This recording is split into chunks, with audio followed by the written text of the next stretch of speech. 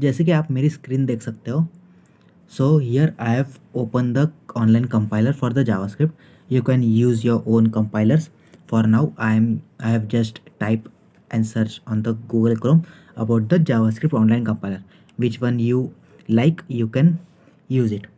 So first question comes to our mind, that what are variables?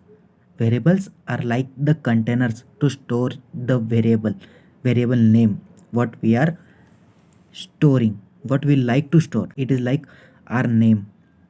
So myself Utkarsh, my name is Utkarsh. So that Utkarsh name will be stored somewhere in the variable. So there are three types of variables: var, let and const.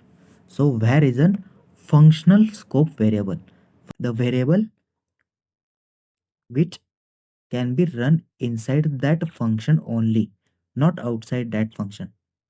Means how we can write a function. So function can be written as function, then we will give a name to that function. So for now we are learning about the var function, var variable. So we will be giving a var.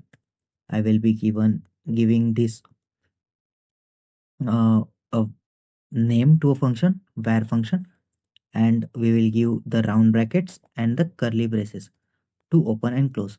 So this is a function. So for now आपको कुछ ज़्यादा सोचने की ज़रूरत नहीं है, ये function क्या होता है क्या नहीं। अभी के लिए हम सिर्फ वेरिएबल्स देख रहे हैं। सो यहाँ पर हमने फंक्शन लिखा है, फंक्शन को डिक्लेयर किया है फंक्शन, और उसको एक नाम दे दिया है। आप यहाँ पर कुछ भी नाम दे सकते हो, ऐसा कुछ मैंडेटरी नहीं है। सो यहाँ पर हमने एक वेरिएबल डिक्लेयर करेंगे। अभी के लिए हम वैर से करें तो वैर वैर यहाँ पर आप यहाँ पर जैसे आपने नाम दिया वैसे ही यहाँ पर एक नाम दे देता हूँ मैं। अभी के लिए मैं ए लिखता हूँ और उसको एक नंबर डिक्लेयर कर देता हूँ। ए अभी के लिए है 10, और मैं अभी ये ए को प्रिंट करूँगा। मतलब जैसे हम पाइथन में प्रिंट लिखते हैं वैसे ही जावास्क्रिप्ट में हम console.log लिखते हैं। सो console.log, और हम प्रिंट करेंगे ए को, और हम यहाँ पर सेमीकोलन के साथ क्लोज करेंगे। सो अभी हमने ये फंक्शन लिखा है, लेकिन हम इसे अगर रन करने जाए तो ये आउटपुट नहीं देगा, क्योंकि हमने फंक्शन को कॉल ही नहीं किया।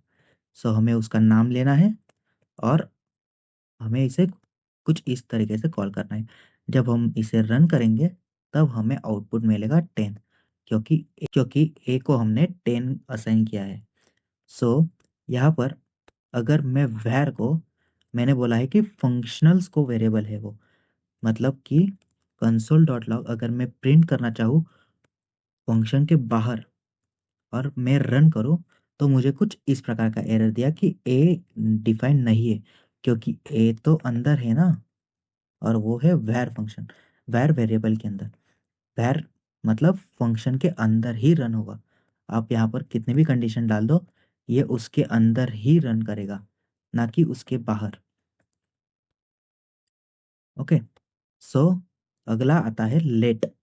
लेट वेरिएबल हम, it is an block scope variable. Block scope मतलब अगर मैं यहाँ पर एक कंडीशन डाल दूँ ट्रू, अभी के लिए इसे कुछ आप ज़्यादा मत सोचिए, सिर्फ देखिए। सो अगर मैं ये लेट को इसके अंदर डाल दूँ और ये कंसोल में इसके बाहर डाल दूँ, मतलब ये फंक्शन के अंदर ही हुआ, लेकिन मैंने लेट को सिर्फ अंदर डाला, बाकी कुछ नहीं। इफ कंडीशन के अंदर डाला, बाकी कुछ नहीं, और मैंने रन किया तो भी मुझे एरर दिया, क्योंकि लेट एक ब्लॉक स्कोप वेरिएबल है। ब्लॉक स्कोप मतलब ये जो ब्रेसेस आपको दिख रहे हैं, ये जो कर्ली ब्रेसेस मैंने डाले हैं, वो सिर्फ उसके अंदर ही रन करेगा, ना कि उसके बाहर। जैसे कि मैं कंसोल अगर मैं प्रिंट करना चाहूँ उसके अंदर डालता हूँ मैं और मैं रन करता हूँ, तब मुझे आउटपुट बराबर दिया। लेकिन अगर मैं इसे बाहर भी डालूं, पूरे फंक्शन के बाहर, देखिए, और मैं रन करना चाहूँ तो वो रन नहीं होगा, so it will be not running. So here let is an block scope variable, means it runs only that part of block only, not outside that block. तो ये हो गई लेट की बात। लेट को हम, और लेट और वैर वेरिएबल में हम उसे, जो ये हमने ए वेरिएबल डिक्लेयर किया है, उसे हम रीडिक्लेयर भी कर सकते हैं। ये देखिए, अगर मैं इसे फिर से ए डाल दूं और उसको 15 असाइन करूं, और मुझे ये प्रिंट करना है 15। अब ये लेट वेरिएबल है, तो ये ब्लॉक स्कोप के अंदर ही होगा, ये कर्ली ब्रेसेस के अंदर ही होगा, उसके बाहर नहीं होगा, इसलिए मैंने उसके अंदर डाला है।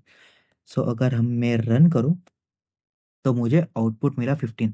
ये अभी 10 तो ओवरराइड होगा, पहले ए 10 था, फिर वो ए, फिर वो उस 10 की जगह 15 ले लिया, सो मुझे 15 आउटपुट मिला।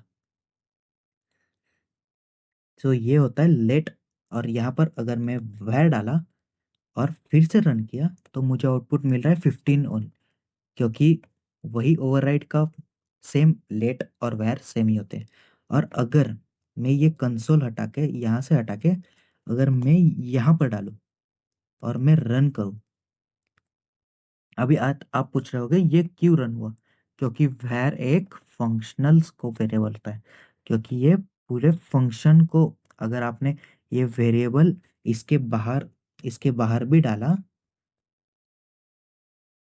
तो भी ये रन करेगा, क्योंकि वैर हम कौन से पूरे फंक्शन में कहाँ पर भी हमने प्रिंट किया तो वो रन होगा, मतलब होगा।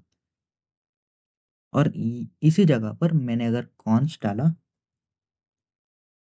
और मैंने रन किया, ये मुझे बोल रहा है असाइनमेंट टू कांस्टेंट वेरिएबल, एक एरर दिया, क्योंकि कॉन्स्ट एक कांस्टेंट वेरिएबल होता है। मतलब अगर कॉन्स्ट कॉन्स्ट यूज किया और आपने उसे एक ए नाम का, मैंने उसे नाम दिया है और उसको 10 असाइन किया है, तो वो 10 ही रहेगा हर टाइम, उसे आप रीडिक्लेयर नहीं कर सकते एक कॉन्स्ट कीवर्ड को। सो मोस्टली हम लेट और कॉन्स्ट ही यूज करते हैं, वैर वेरिएबल अब तक ज़्यादा यूज नहीं करते, क्योंकि वो कुछ कंडीशंस में उसे कंफ्यूजिंग माना जाता है। सो वैर लेटर कॉन्स्ट में ये डिफरेंस है। तो यहाँ पर अगर मैं आपको बता दूं, वैर एक फंक्शन स्कोप वेरिएबल है, वेरिएबल है। लेट और कॉन्स्ट एक ब्लॉक स्कोप वेरिएबल है। सो फंक्शन स्कोप मतलब उस फंक्शन के अंदर आप वैर को कितने भी बार डिक्लेयर करें वो रन होगा। और ब्लॉक स्कोप वेरिएबल मतलब ये जो ब्लॉक है, ये ब्लॉक, अगर और एक मैंने इधर ब्लॉक डाला तो ये ब्लॉक, मतलब इधर आपने लेट लेट को डिक्लेयर किया तो आप इसके बाहर नहीं कंसोल कर सकते। It is it will be not run, it will be running only in this block. Then const works the same, const work the same, const इसी ब्लॉक में रन होगा, ना कि इसके बाहर। सो या अगली वीडियो में हम सीखेंगे फंक्शंस और एरो फंक्शंस। दो टाइप के फंक्शंस होते हैं जो कि आपने इस वीडियो में सीखे।